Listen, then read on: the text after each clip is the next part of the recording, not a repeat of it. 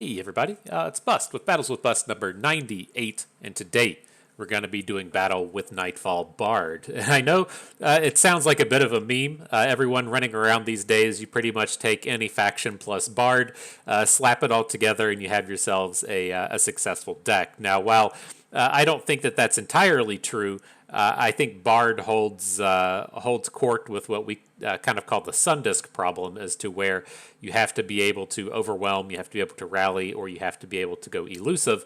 But the deck like this that we're bringing here today does have the tools to get that overwhelm aspect going. And so, kind of part two of the equation that we're bringing here to tie that in is doing battle with the Winding Light. We did a lot of battles with Aphelios Fizz in the previous video, and I've really kind of fallen in love with the power that the Winding Light brings in this format. You can pretty easily find yourselves in a space to where you just have a abundance of units on the board, but no way to close out the game.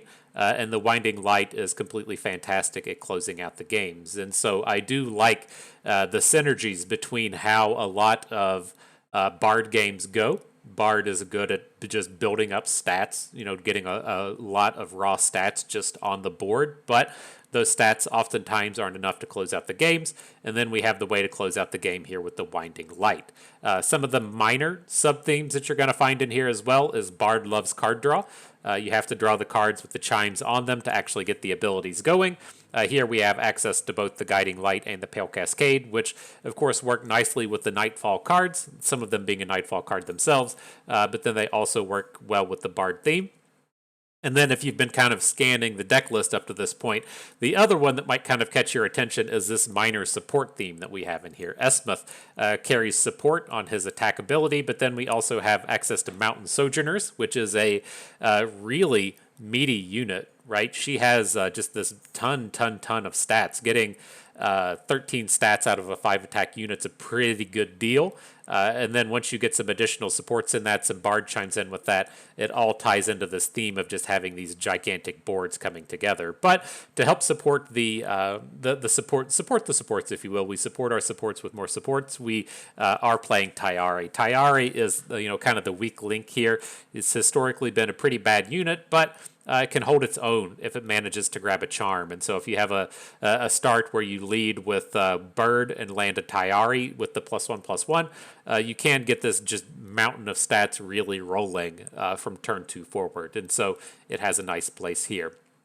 So now, as we kind of bring this deck together, the downsides to running this style of thing is our interactivity is pretty bad. The combat tricks out of Targon are pretty non-existent. The removal spells are pretty non-existent, and so we're not going to be great at interacting with our opponents. We're just going to be kind of at the whims of what they allow us to do. But outside of that, I think this is a real hard-hitting collection of stats, and we're going to have a good time slamming in with these combats today. And so, on to the battles. I checked our deck list earlier. We are paid to win. The pay to win price has been paid on this one. Nothing to turn premium outside of our legendaries, or not legendaries, our champions, and then Mountain Sojourners. So I feel like we have successfully paid the price. Let's get ourselves in there, do a little bit of battles in these normals today. Let's see, been having a bit of connection issues earlier, but see, right on point, right what I was saying. You just take Bard, you slap him in with any faction, and then you've got yourself a you've got yourself a deck to do battle with, up against the Bard Twisted Fate here. But not the greatest of starts. I wanted to hang on to Tayari to make sure we had something to do early, but we're going to be looking for our other 1s and 2s, our Birds, our Dustbringers, our Dianas, our Esmuths. Just the Tayari is our worst early game play that we have here. But bringing some of this thunder, right? Being a Bard plus Bilgewater deck, I don't think he's going to be able to interact with this very well. And so let's just get these stats rolling up. Stats on stats on stats is what we're doing today. Nice. That's a permanent bonus from Tayari, right? Always important to remember. A lot of these supports have their abilities just immediately fall away, but Tayari is permanent, Esmuth is permanent. Mountain Sojourners is not. Is it? Oh, it is permanent. Damn. Grant my supported ally +2/+2. Go you, girl. It's just like by the time that she attacks, the game is just usually over with anyways, and so I wasn't expecting it to work out that way. But building up a bit of a monster board here.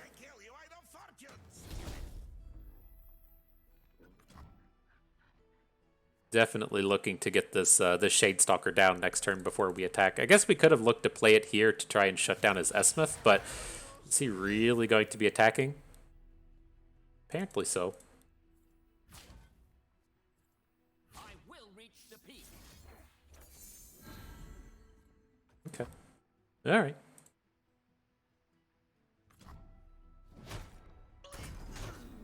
We still lost our unit. Did I really math it that poorly? It's pretty standard. Pretty standard. I had in my head that that was going to work, and then that was just completely off. But we do have a pretty big Tyari chain for this Mountain Sojourners. Like, I don't want to risk them in combat this turn. I feel like we're going to be able to... we're going to be able to get the Sojourners down next turn and then just close this game out with a big Winding Light. We already have the setup for it. It would look a lot better if we didn't botch that combat on the last turn, but... You get to talking and stuff. Sometimes the misplays roll through.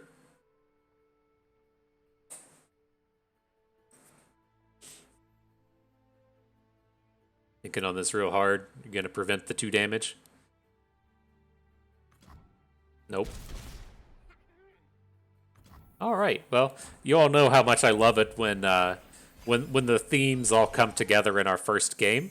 And I think we're theming pretty hard with this one. I can't imagine the Bard plus Bilgewater kind of deck is going to bring a lot of thunder on us this turn. I'm really just... Oh shit! No, I fucked up that math again. Oh my god, I'm so bad at this. I assume that the Dust Petal Dust just makes things instantly cheaper, and that's not the way it works. But we're still looking pretty strong on this board. And the aces are Tyari. Lame, dude. Just being lame.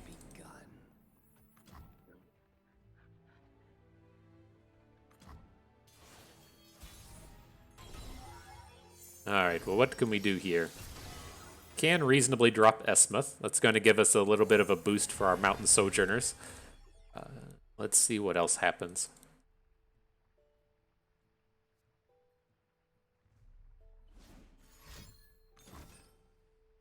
Dude. Thought we were here to have fun. I was so wrong. I've never been so wrong in my entire life.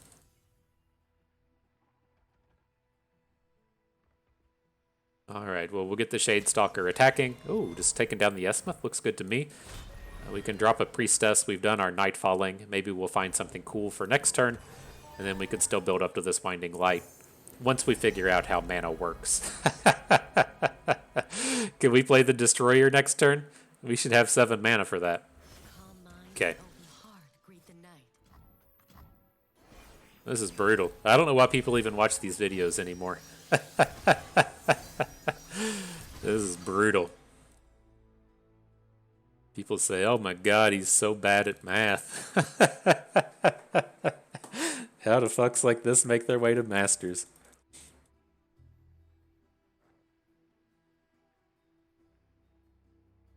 Alright, but these booms are going to be real. I hope we don't run into a concession here. I'm really happy with what we're building up. We playing bilge rules, son?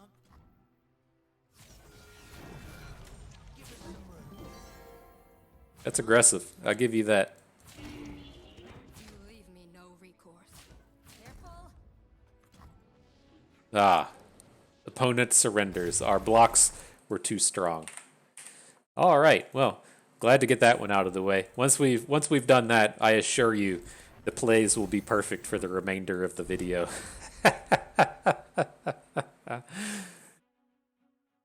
If luck wasn't involved, we'd win every time, right? Alright, right, some Ezreal Caitlyn plus Noxus. We haven't seen Ezreal Caitlyn in a while, but I'm curious what the Noxus is for. I would assume that this is probably a fairly burn-heavy style deck coming at us. But here we're like stuck with the Tyari. We have to have an early play. And then I want to hang on to Hush. This is our only way to interact with a Teemo outside of like our Dianas and outside of putting like an Esmuth on the board. And so it's a pretty limited collection of cards that can positively interact with Teemo. And so I wanted to hang on to it. And then of course we just immediately hit the turn 1 Chime on our dude. Ain't nothing wrong with the supreme Legion rear guards. Okay. And Pale Cascade can be a little scary against the likes of the Puffcap decks. You don't always want to just run out here and just draw a million cards when they're loading you up with Puffcaps, but we're pretty okay at this point. We're drawing pretty hot.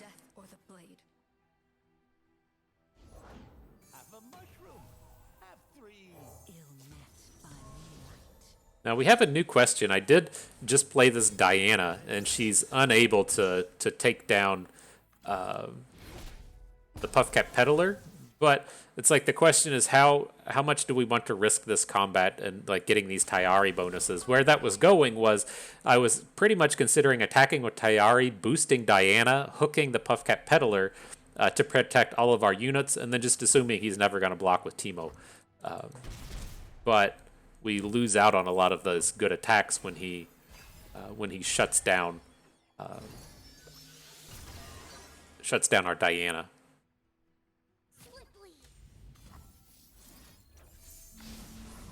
You leave me no recourse. Okay, drop this Teemo if we can. Sure thing. We will be free.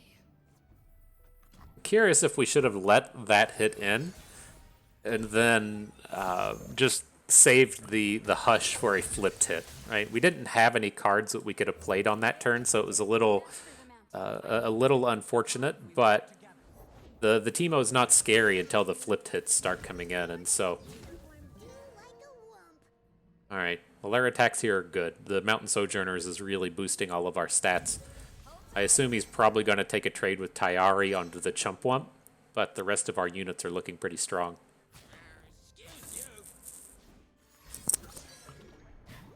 Just going for the flip.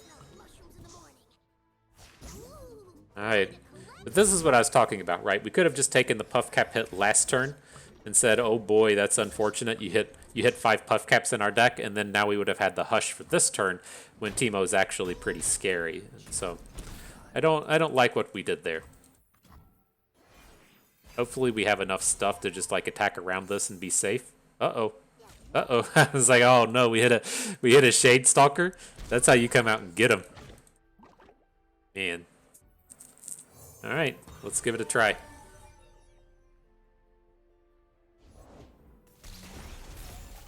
He's at the all-in route at this point. We should hopefully be pretty safe. What do we have, like 50 Puffcaps?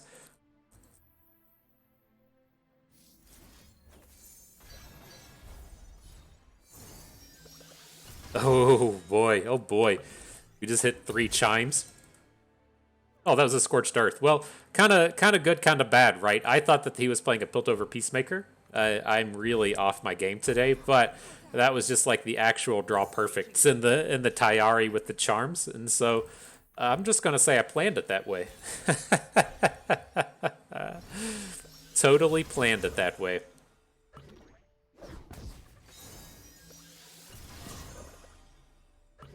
Alright, and I'm not risking him playing any weird card draw kind of stuff here. I'm just going to go ahead and slam the squad in. We can play the Pale Cascade for the bonus without the Nightfall to avoid the Puffcaps here, and so if we need to punch in a little bit of damage, we might get something that way, but we'll have to wait and see.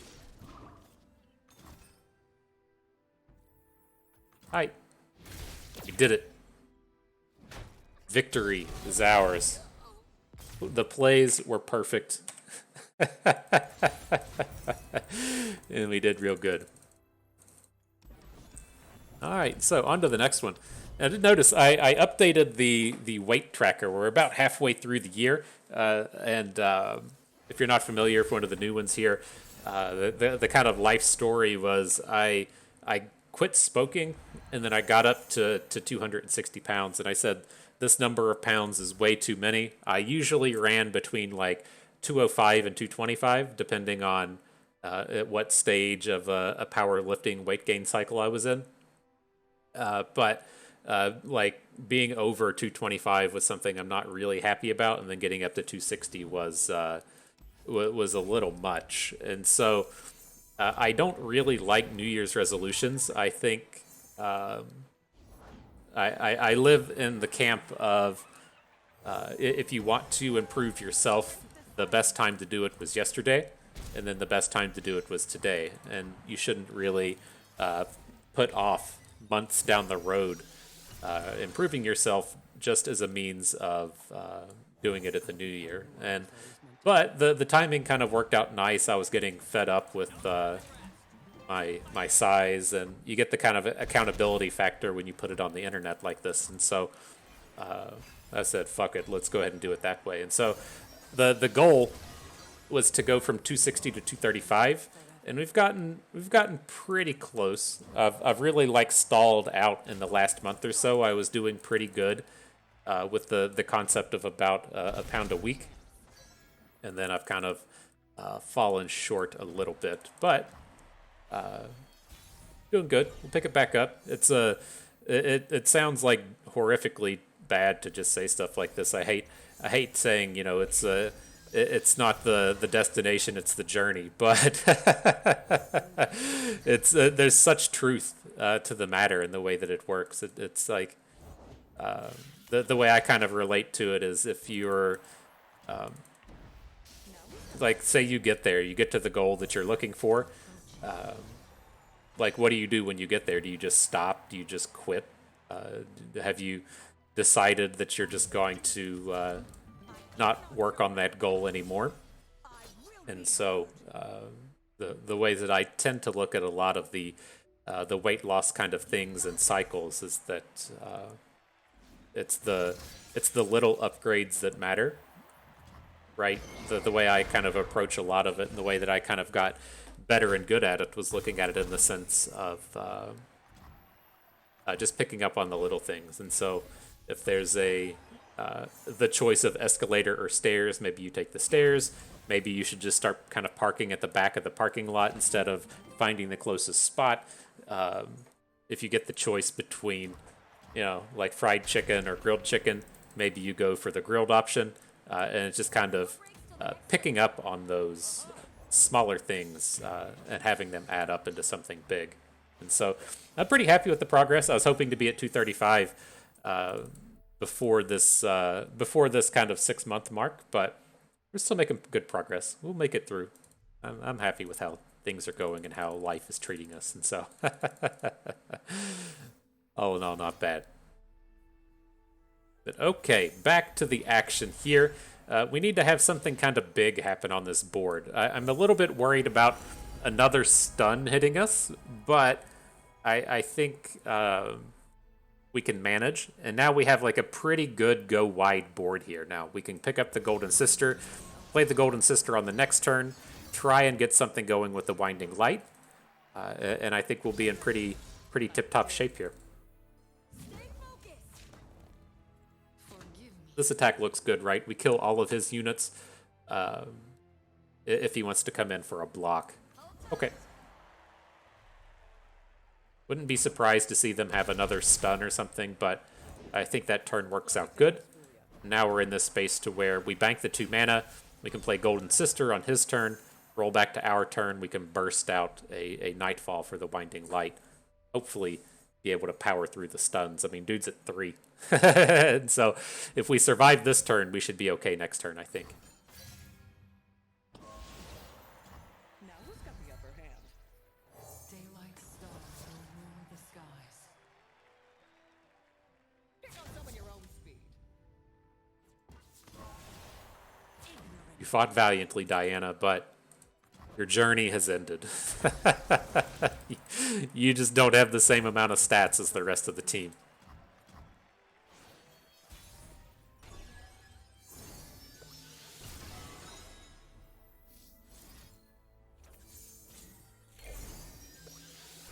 Give us some of them juicy card draws. The chimes didn't hit where we wanted to for the bonuses, but yeah, you just get that immediate surrender. That's what I was suspecting. I suspected that was going to happen.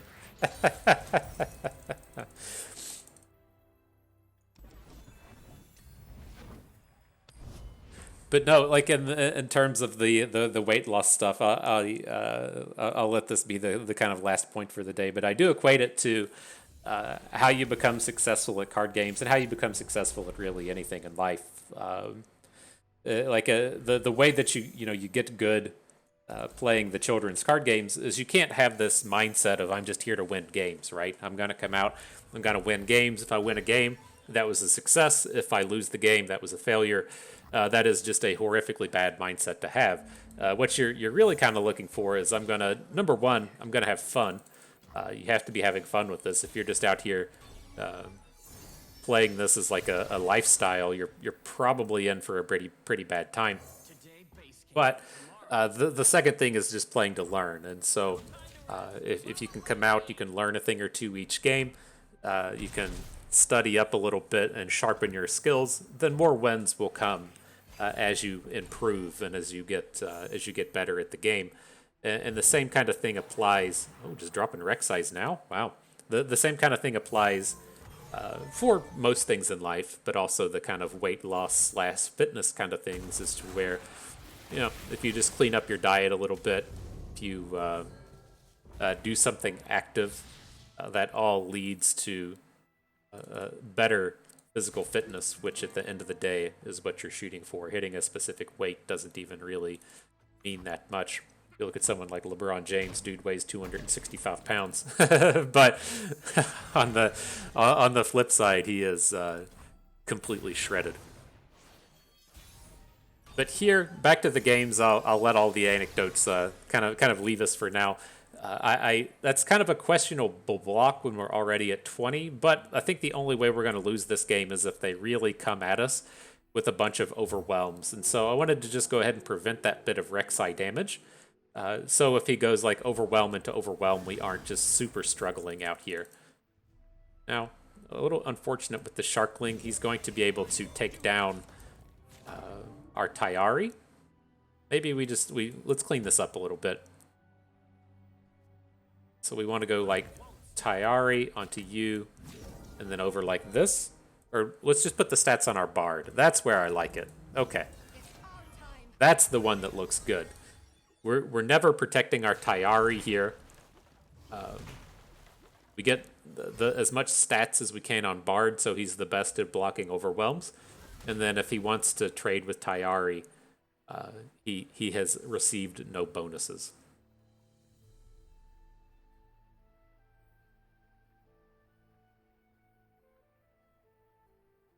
Looks pretty good, right? Doing that Bard stuff out here. Bard's about to get overwhelmed. It's going to be real sweet.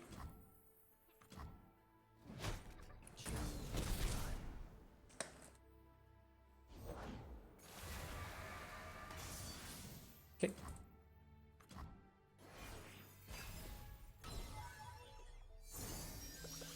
Ah, the return of Tayari. Tayari Part 2. Just what the doctor ordered. So many chimes. This looks good. We got 14 in the deck. Do this. 5 cards in hand. You remember when that wasn't a thing? You couldn't see the number of cards that were in your hand. You had to just sit around and try and count them.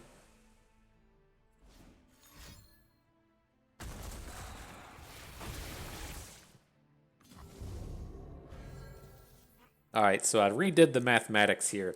The stand together will not protect our unit from the hammer snout, so not a real reason to make the block there.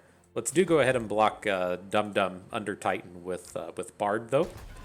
That should give us a bit of protection into the next turn. So if he wants to block one of our units, we have some stats to deploy.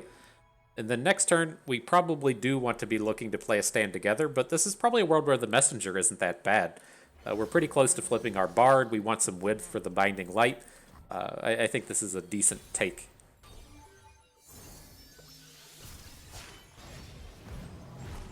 Do we ever just lethal here? I know we had like the the Dust Petal plus Winding Light for this turn, but it looked like it was going to be a little bit short.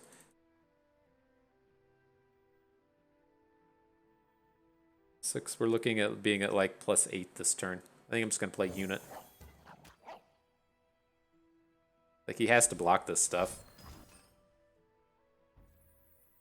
I hate this so much. Like, tell me, how much damage is this going to be? It's like, okay, you're dead. I guess he's going to deal 4 with Pike? I guess. Hope this works. Looks like it. Stupid cards. Cards are fucking dumb. I do this. Lunari, rise! You got this. Okay, just protecting our weakest unit here. He's going to have to come down and do blocks on pretty much everything. And so, might as well boost our lowest power unit since it should survive into the next turn.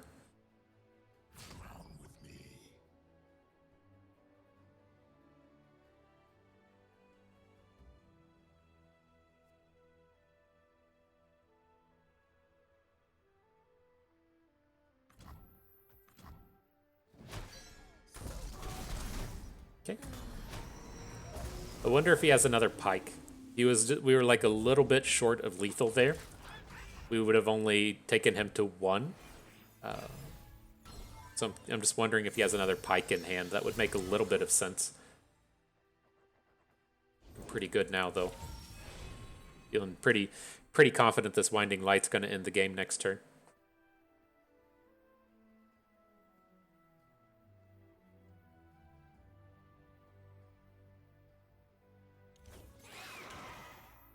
I'll get us to the peak, no matter what it takes.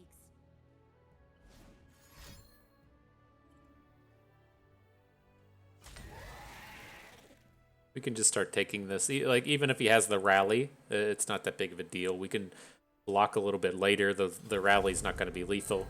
Not worried about this 6 damage. Darkness hides in my path.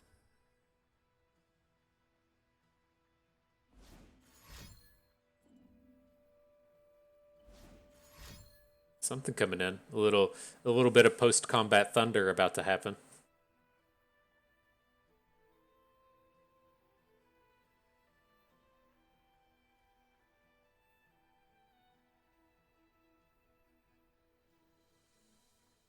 What could it be?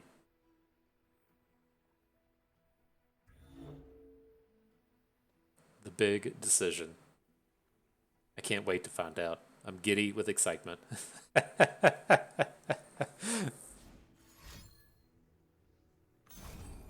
There it is, the lurk. The lurk has come down. Or the lurk, the rally.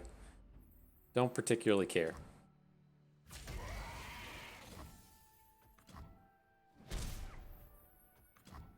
Okay. Here comes the fun stuff. Hope you're ready for this.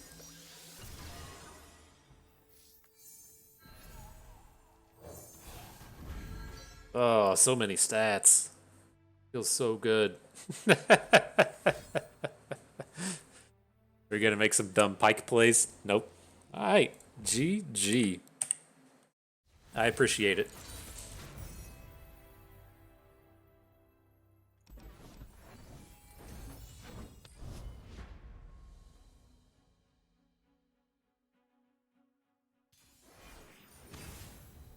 More Bard. Everybody's playing Bard. We got the Bard Targon from us, the Bard Bilgewater earlier. We got the Bard Shadow Isles now. What a day. What a day. This is kind of interesting. I don't really want to hang on to this Lunari Priestess, but I do want to behold the Nightfall for our Sky Shadows. I'm still going to mulligan it away and then just kind of hope and dream. We could play the Sky Shadows a little bit into the future if we need to. And it, of course, just immediately worked out. So we're pretty good at this game.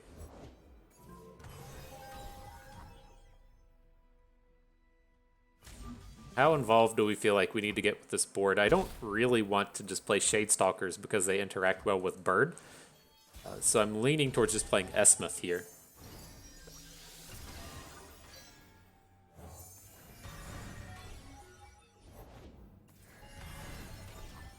He's got one as well. Good job. He's getting ahead of us on the Chime game here. His dudes are definitely going to be bigger than ours.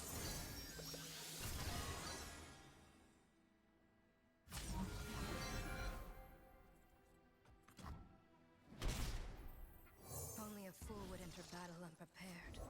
Okay, this is kind of working out. Unseen, unheard. See, I got the elusives now. I'm about to win the Esmuth battle. Ooh, this is coming together nicely. Ready to spend all that mana.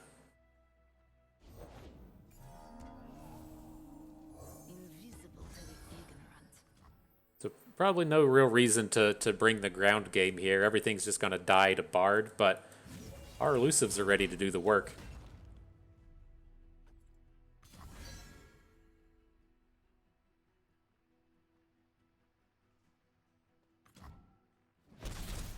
Nice. And again, we do have this rando card draw, so we can pick up some extra chimes if the draws hit. We just need like a little bit of top end here, and I'll feel pretty good about this.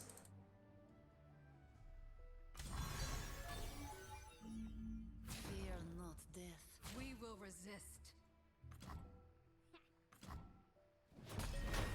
We will be free. All right, let's cycle. I wanna draw. See if we can't find anything to do. Don't just come out and overbank like a million mana on the turn. Okay, we look strong.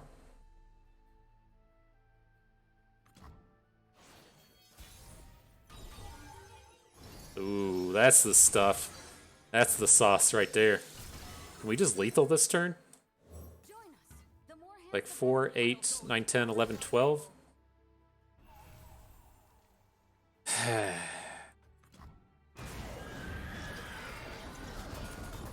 Okay.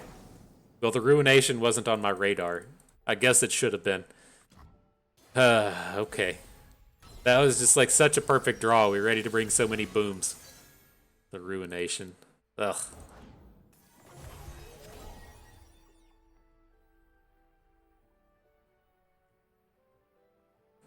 I think we have to play the Winding Light. Just doesn't really do enough. We can take a hit from Meduli, but like my concern is like, what do we do rolling into next turn, right? If we don't play the Winding Light, we're just trying to bank on this big ability popping off. And we don't get to play it for like 2 or 3 turns from now. It's just not going to do enough. Wasted Chimes. Hush. More wasted Chimes. Some kind of Tyari fragment on the board, whatever that is. Did we get our bro back? Tyari says, no, I'm here to party. No getting rid of me, dude. No getting rid of me.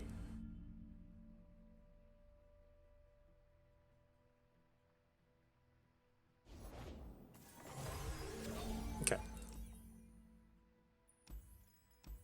So, this is what it is. If I had some kind of inkling that we should play around Ruination, we would have done that a little bit differently, but is what it is. On to the next one.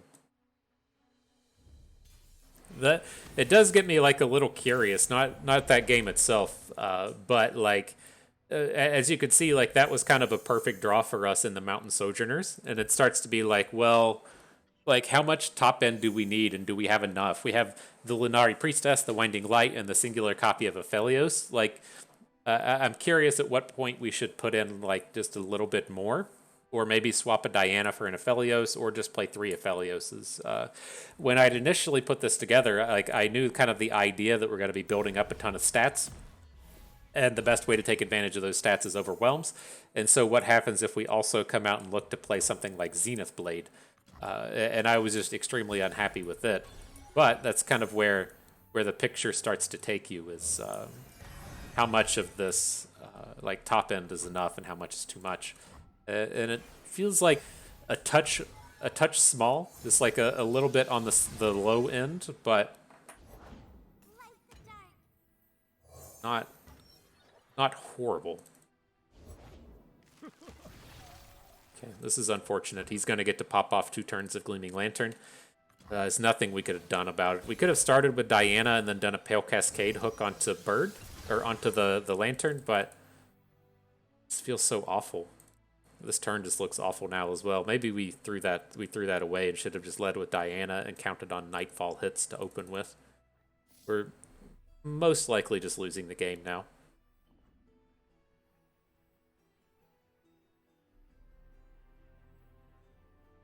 Find your own We can activate Nightfall in the middle of combat here. We don't have to play a card first.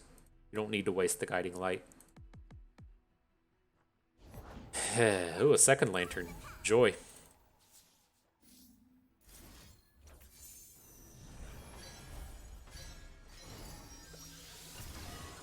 All right. Well, the power posse's starting to roll through, and so maybe this additional stuff will be enough. I think this should be okay here. He has a ton of mana, but we have an additional combat trick if we need it. Assuming he's playing like the same thing we were playing or something that like Ruben Zoo plays, they play the Pale Cascades and then they also play 1 copy of +0, +2. It's kind of tough to have all of that.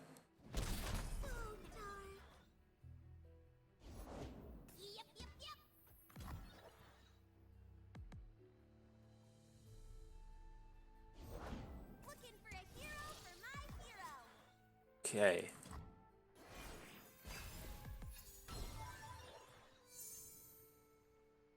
There's the big booms for the Winding Light. We just got to make it 2 turns from now. The Aphelios deck is not good at interactivity, and so I think if we can get there, we should be able to pull this off. Goes Swole Squirrel, okay. The downside to a lot of this is we don't have like ways to pop off Aphelios here. I think we just need to go with Bard. He can come in and like we can take a Swole Squirrel hit, take a Fizz hit, do some blocking. I think this is okay. This feels like a reasonably greedy attack. Do we ever just give up on Diana? I don't think so. Like, we could put Diana in front of the Yordle Squire, but it feels kind of meh. More interested in using Diana next turn to hook the Fizz, I believe. Oh, joy. Okay.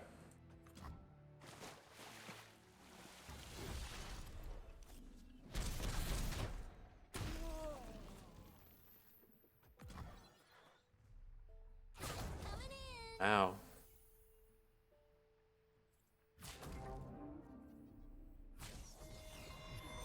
Take a 4? Okay.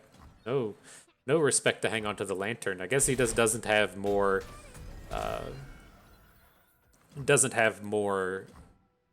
whatchamacallit, fairies in hand. But we can like play Aphelios this turn and just go ahead and double stun the Swole Squirrel so it can't attack next turn. That's what I'm kind of looking at here. Also want to play a Nightfall. We'll get that out of Aphelios. And so I think we can do Tyari plus Aphelios plus double stun. That'll give us a hook into Fizz. I think that sounds decent. Where you at? Double stun. The brighter my light, the stronger your shadow. Very odd he's not playing cards. Curious what he's building up to.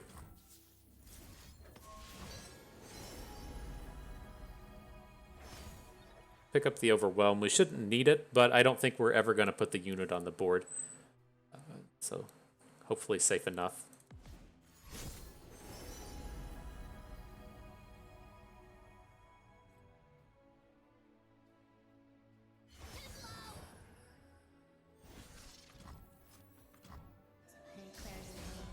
Okay, and then we'll just take whatever positive attacks we can get here. We don't really want to lose out on too much board. And so, like, I guess the flip side to that is if he has a Winding Light of his own, it's going to blow us up next turn. So we should probably just be attacking with everything. So we'll do Tyari, boost here. Please come over, hook Fizz. So, I mean, the only trade he's going to have is on Tyari. And then that should ideally get a unit off of the board. Okay.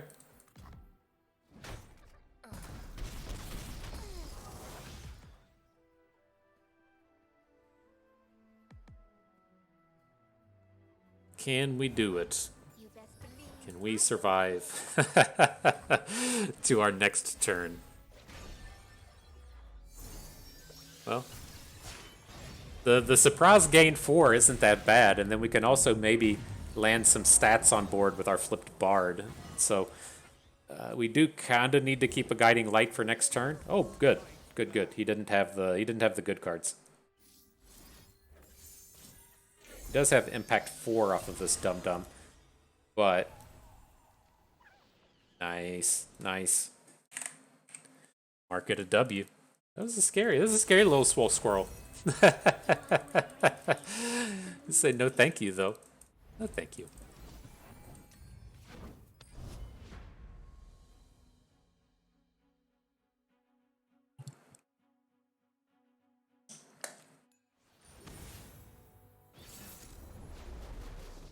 Hey, the old Vigio crew, the Vigio posse coming at us. A fairly weak hand. It's like I always, Tyari is like he says, just give me a chance, just put me in the game, coach. It just showing up every game. Only a fool would enter. Put me in, coach. I'm ready. I'm ready. Glory, rise.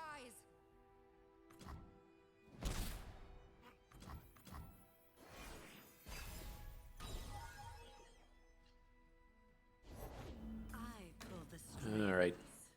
No, the chime went onto Aphelios, so we don't have a way to force a block this turn. Skitter out from the darkness. Stay the path. So young. Okay. We'll risk the Vile Feast onto Tyari. It's not that big of a deal. And then are we okay with going like random mode on Aphelios, or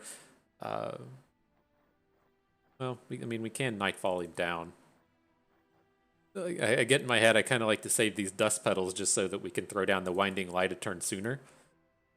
But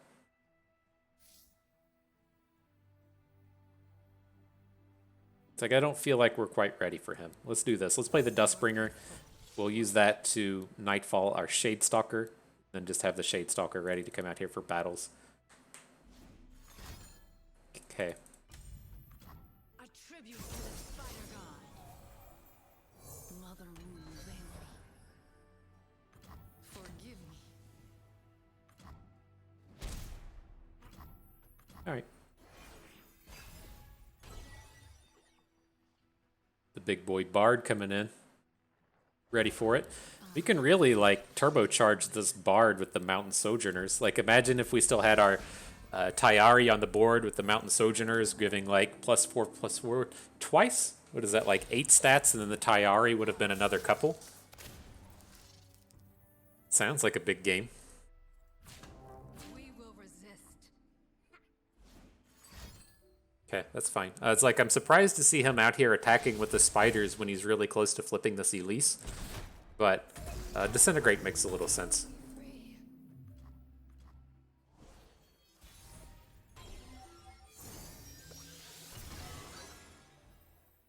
Just a little farther.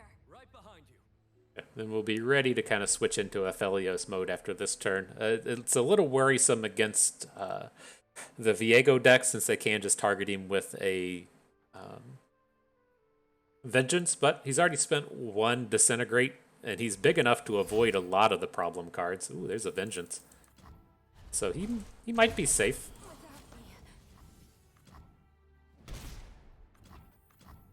Definitely like seeing the Vengeance drop down the turn before we drop Aphelios.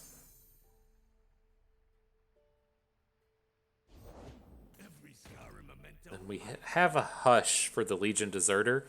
I mean, he doesn't even have any bonus stats at this point. I'm not real worried about that.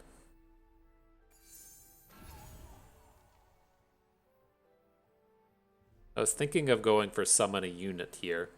The width doesn't really get us that far, though. Like, we don't have the build-up for it. think it's still where we want to be. I mean, we could go for double stun. Maybe double stun is the way to go about it. We can try and play that next turn.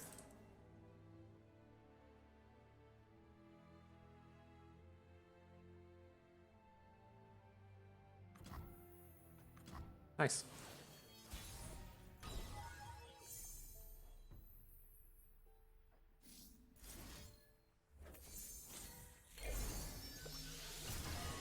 Alright, free up some mana. Get the Sky Shadows down now. Getting built up a little bit more. Feels a bit better.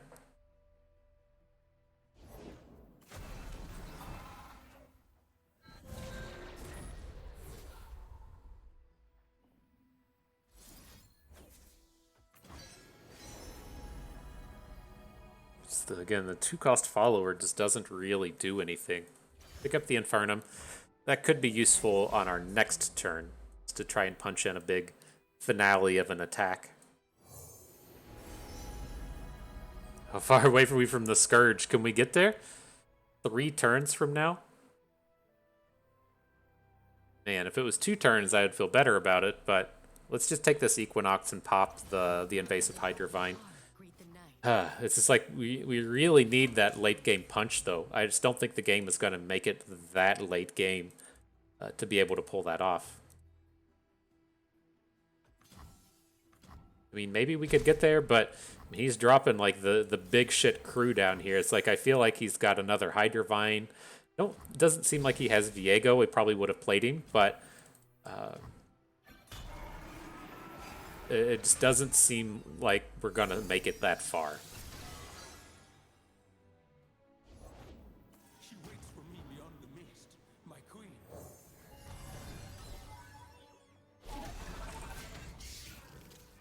Get her out from the darkness. Seems kind of spewy. You leave me no recourse. You were misguided. We can take 1. Seems fine. This just feels like another Disintegrate, right? Why is he attacking with all these units into like clearly bad blocks? It's not just for the single pip onto Viego.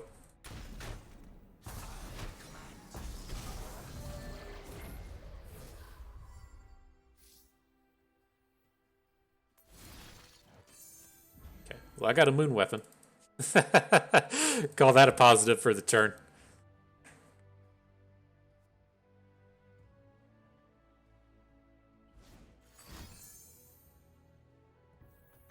So we've got like 5 underground here. I'm curious if there's ever a world where we get to make like a hush kill with Infernum and Aphelios. Looks like given the way this is played out. Well, I guess we did play the Equinox on the Hydrovine. That would have been kind of a different story in terms of what opponent is presenting to us, but does this get 2-cost follower or 3 damage to a unit? How close can we get? We have 3, 4, 5 with the support, 6, 7, 8 with Infernum. And then if we can get into block with something and we get a Hush, that could work out as well. Let's see how it goes. Let's start playing stuff. I don't want to like immediately advertise that we're about to Infernum Aphelios. I want to see him spend just a bit more mana here. Maybe we just do Infernum on the Sky Shadows, and then that doesn't feel as greedy.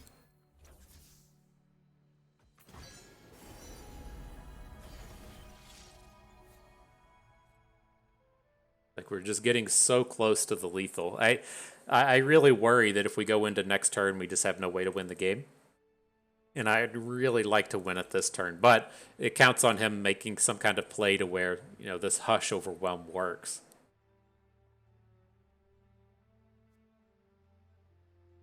On the flip side, we may be able to... Okay, I'm going to say we may be able to kind of cycle into a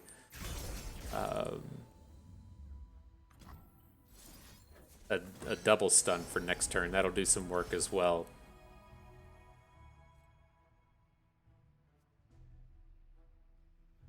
It's a lot of power of units dying. Should we should we have left this guy here? We can hush Viego to keep him from flipping, but this might have been a mistake letting him collect all this power. Really? Guess it makes sense. That is kind of like the only way that we're going to win the game. All right, this is just too much. Okay. GG. All right, on to the final battle, the last of them. Bring in that good Targon heat. Targon, there's more than just Pantheon, right? What is this? Annie Swain with Aurelian Soul? I don't know what we're getting into, but I think I'm on board.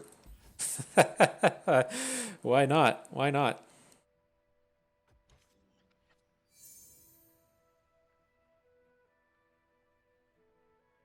Alright, Moon Boy. We'll see if we can't get you some more stats this game.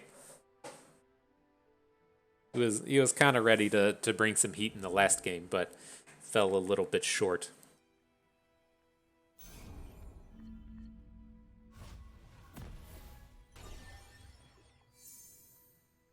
Tayari, of course Tayari was here and ready to battle. He was ready for it.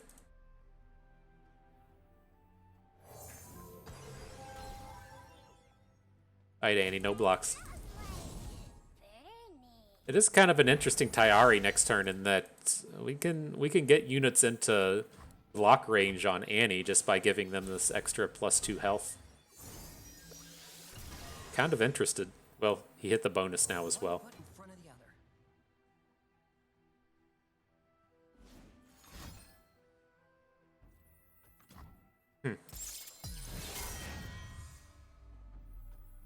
Well, okay.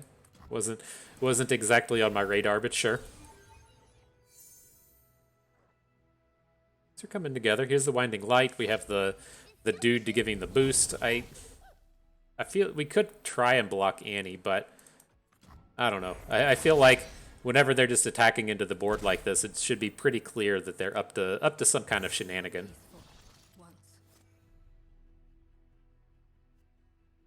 I don't think they're just trying to turbocharge her flip. They should be having something active and relevant.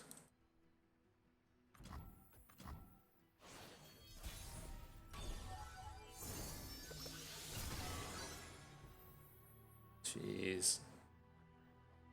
Oh, I thought we hit 2. Oh, 1 went on a Winding Light. Okay. Well, I'm going to start bringing it in. I don't want to spend, like, Dusk Petals this turn. If we have to do something to make a good Pale Cascade, then fine. But ideally, we're going to go into turn 6. We're going to have 1 spell mana. We're going to drop a Winding Light. And that's just how we're going to end it. So, no need to rush this Dusk Petal down. I think I am just going to go ahead and play Aphelios. You know, he's got stats. There's not much else to say about him. He's got stats, I guess. Okay, this is fine. Opponent does get to pick up Tibbers, but I think we can play around this. It should be tough for him to deal enough damage. Deal enough damage for lethal, I should say.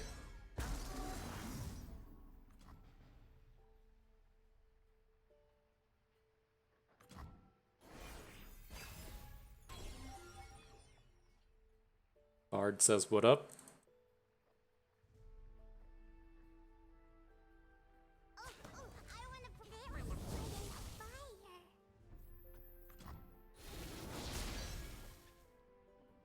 Is this going to be enough? Like, we'll drop Bard. Oh, boy. Oh, man. Are we going to get to do 2? I was wondering if the Targon's Peak was going to show up because he's playing Aurelian Soul. Oh, we're coin flipping on him. Oh, this is going to be so big. Oh, this is so big.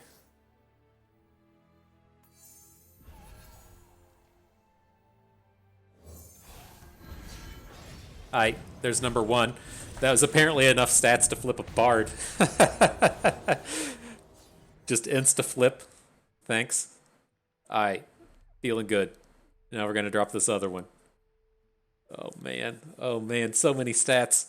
Don't concede yet, bro. Play your Aurelian Soul or something.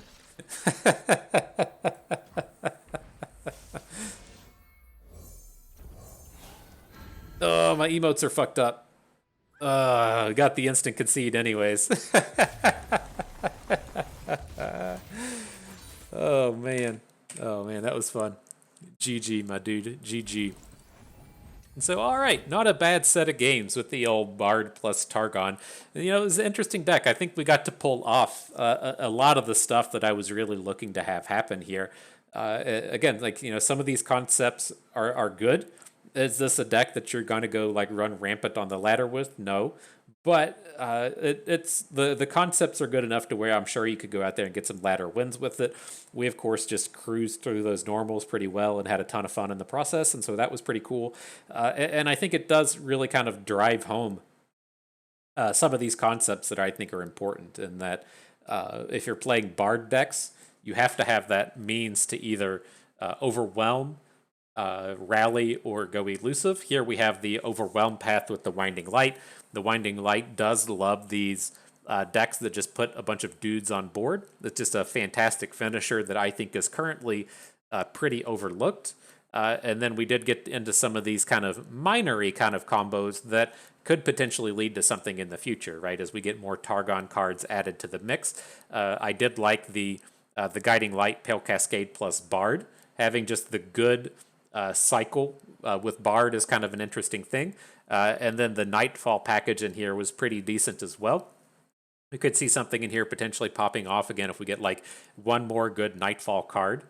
Maybe that would be a thing. I wasn't really struggling with the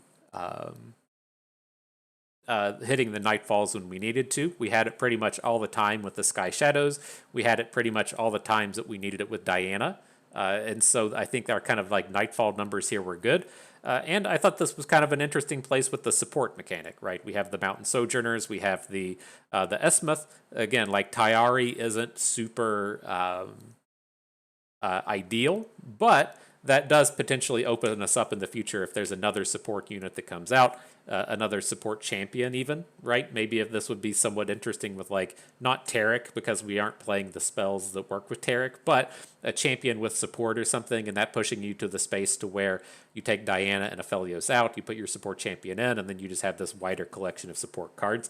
There's a lot of, you know, kind of interesting things here that could kind of turn up in the future. And so very good there. But again, you know, some of the downsides with this, I wasn't super happy with Diana.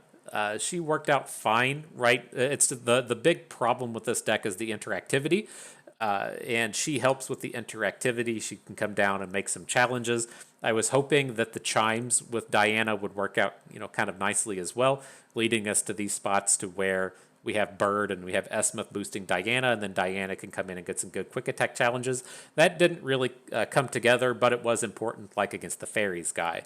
I was leaning more towards Aphelios being our kind of go-to person, but before we got into these games, I did, you know, play with the Zenith Blades, and I felt like the Zenith Blades were too slow, and so I was afraid we were going to kind of run into the same boat as to where we have all the stats on board, but then we're on kind of a different game plan after. Trying to get a bunch of stuff with Aphelios going. But the utility he brings is undeniable, and so lots of kind of interesting options that come out of him as well. But that's that. That's going to do it for us today. I had fun with this video. I hope you enjoyed it too.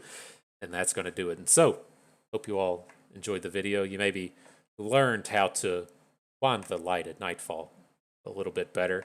Maybe learned a thing or two along the way and had a good time watching. This is Bust, and we thank you for being here.